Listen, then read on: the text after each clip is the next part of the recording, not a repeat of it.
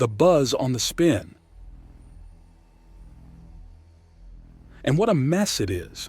The cooling victims are already very dead, and the ones with the consistent heat are still alive. Furthermore, with the captured and thoroughly intimidated organ thieves, there's the issue of tying the idiots up and getting them ready for processing. Then interring the bodies properly, healing and compensating the survivors, rooting out the buyers, as even for a less than legal station thoroughly in the gray sides of things, organ running is a black business. Even if those who won't undergo healing comas, use synthetic organs, or use cloned body parts due to religious reasons are a tiny percentile of the galactic population, it's still a percentile of the galactic population, meaning an absolutely cartoonishly gigantic amount of people, casually within the millions if not billions in most populated systems. A large demographic by human standards, but humans are easily lost within a rounding error on the galactic scale.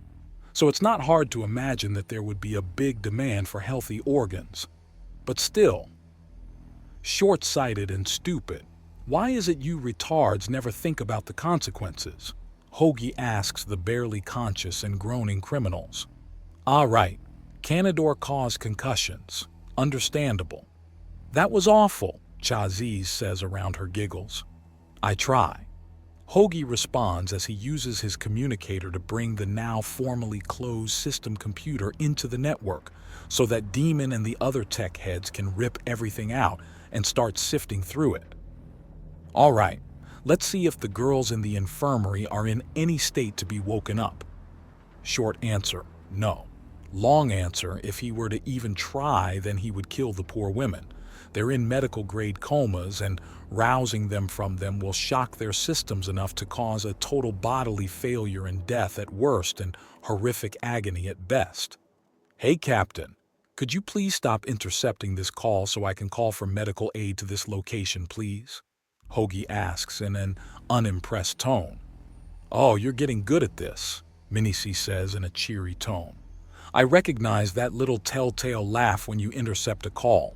Can you let the doctor have the call, please? I need to call this in, Hoagie says. Tell me your plan first. Proper funerary rites to the bodies we have here. Full healing comas, and all the seized assets of the organ smugglers get liquidated, and the proceeds go to the surviving victims, with the standard station cut. That way we hopefully soothe as many rustled feathers as possible and still make some profit off this. Why not continue? Minisai asks, and Hoagie pauses. You mean aside from it being an absolutely appalling thing to do, that will very much cause riots among our more gentle and law-abiding station residents and dry up our tourism? Yes, Minisai says around some laughter. Beyond the very idea of this kind of evil tempting me to demolish the station as is? Yes. And that I'm very tempted to drop my boots into the necks of these wretches and want to snap some necks? Yes. It's a bad business model. Sell below market value. Give willing donors both medical comas and a fair cut. And we can use this as a legal trade and a way to clear out debt from people who've screwed up badly in the local casinos but can't find a proper job on the station. Oh? Well, that sounds like a wonderful idea. It's now your responsibility, and I want it up and going before the end of the month, Minnie C says, and there's the sound of the receiver being passed off. So, what was the call about? The dispatcher asks. My location. Send a medical team 10 minutes ago. We have victims of an organ harvesting ring as well as the badly wounded harvesters. Oh shit! On it! The dispatcher exclaims before a flurry of tapping can be heard. Damn it, Holgatha, why did you delay the call? Why indeed? Minnesy asks with her voice departing. She's clearly walking away from the console. Holgatha? Hoagie asks. It sounds better underwater. It means distant relation. The dispatcher states. Now stand by for a medical team. The less casualties on this station, the better. 10 minutes later, the twisting of Axiom heralds the arrival of a dozen women carrying medical equipment. Hoagie guides them to the still living victims, And seeing as how the organ thieves aren't in critical danger, he leaves them alone but tied up. Then he goes over the area, tags it all for searching and salvage, and then departs. They have the initial data. Anything else will be pried up by the half-manic team of GO-HBs that the station employs to salvage things, and the victims are being looked after. Now, on to the next affair. "You're accusing me of food tampering?" the Cobe demands incredulously. "No, I'm saying that I've received an accusation of food tampering and you're my first stop. I don't think anyone in Sector 4 is stupid enough to actually tamper with their literal cash crops. That sort of thing is easily traced and can lead to a lynching." "No kidding. So why are you coming to me first?" "If the report I've got is accurate, we're going to need bulk amounts of neutralizing chemicals. This stuff has a long shelf life though, so it shouldn't be a problem to shift it all before it expires." Hoagie explains, bringing out his communicator and uploading the relevant file to her. "Oh yeah, I got those. Plenty of it too. So this is a business opportunity and not an accusation.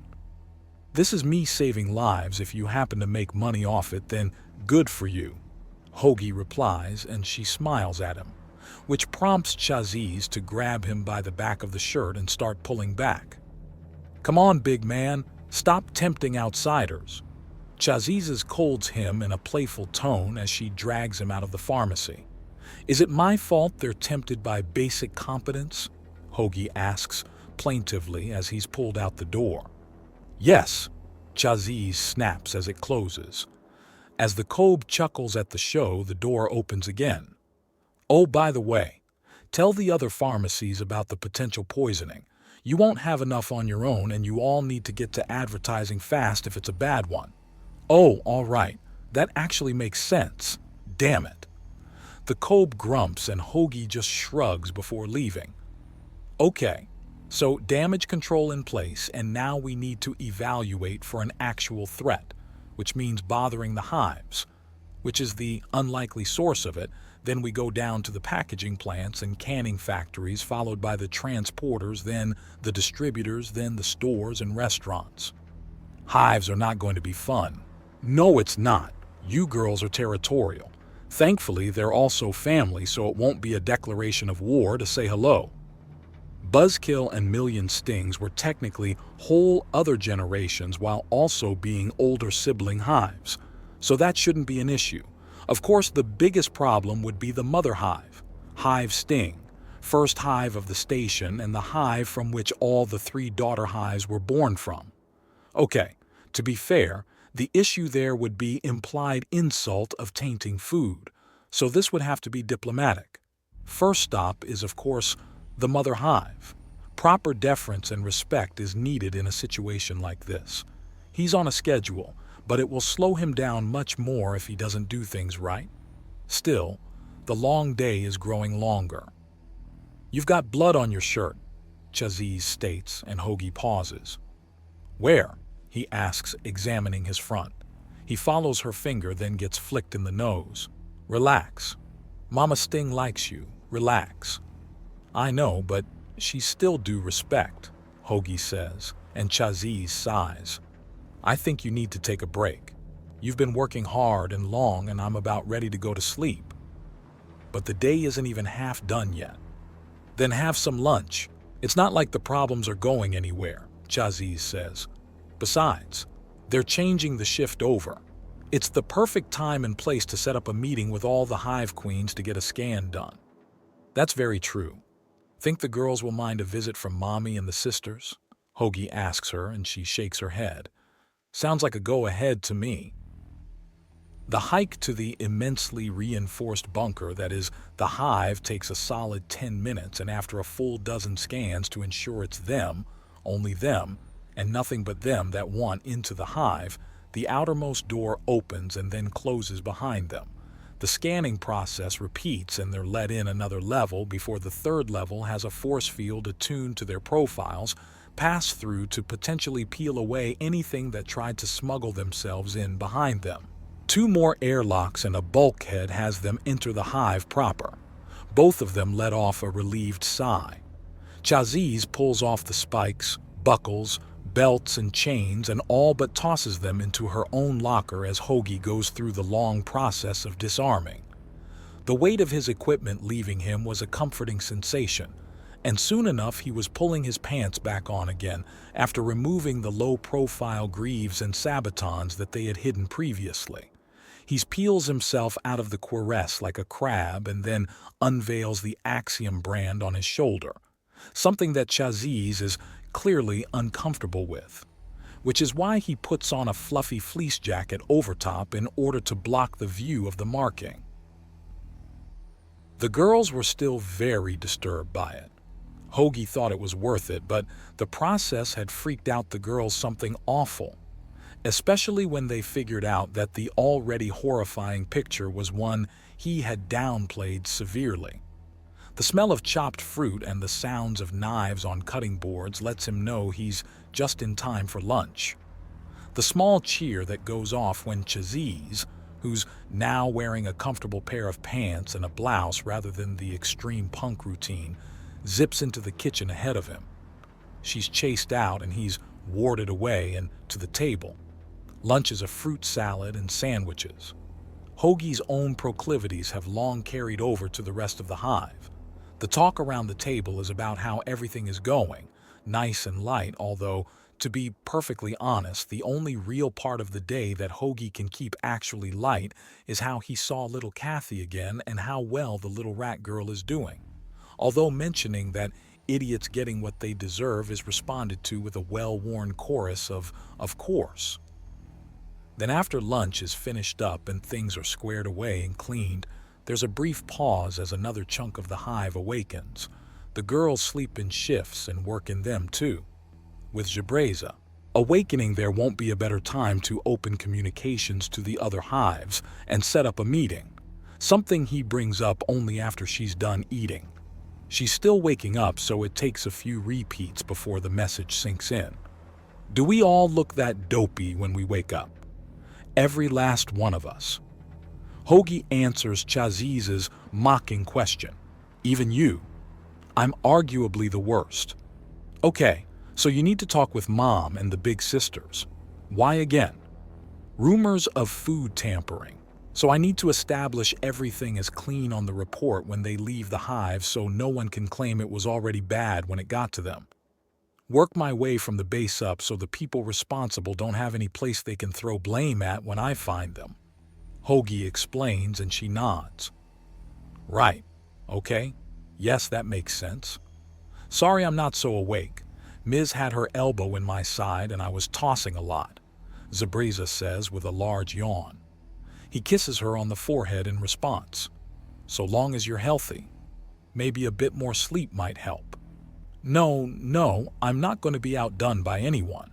I've got hydroponics to attend to and now a meeting to organize. Don't push yourself, Hoagie says, and she snorts before swiping his communicator. Oh, I shouldn't push myself. Why? Are you worried you'll run out of things to do? She teases him and he chuckles. Sure, why not? Hoagie asks and she buzzes up to give him a kiss on the nose. I'm fine. You need to take better care of yourself, though. What? I'm fine. It's been a pretty normal day so far. 5 gang lord meetings, a gunfight with Crimson Hewers, missing persons, and no doubt a lot more. I know what your normal days are like, so the only question is, how much of the station have you demolished? None. He protests and she raises an eyebrow. Technically none. Technically? I didn't do the smashing. Yes, you did. Remember when you broke through the floor? Chaziz asks. Traitor. Oh, Daniel. Zabreza sighs.